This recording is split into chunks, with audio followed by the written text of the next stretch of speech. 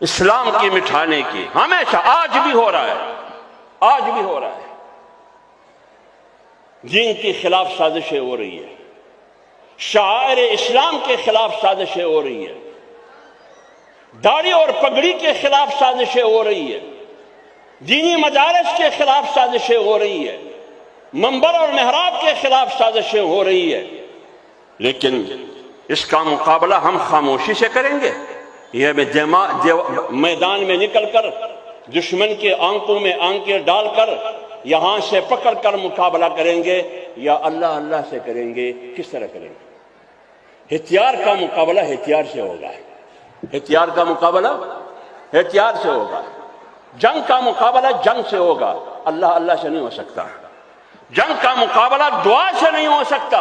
اگر آپ ہتھیار کا مقابلہ دعا سے کرتے ہیں، جنگ کا مقابلہ دعا سے کرتے ہیں، تو پتہ نہیں یہ فلسطین کب سے آزاد ہوتا، فلسطین کب سے آزاد ہوتا؟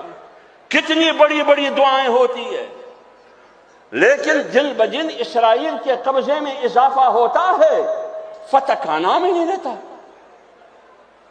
یریدون لیطفئوا نور اللہ بافواہہم واللہ متم نورہ ولو کرہ الکافرون۔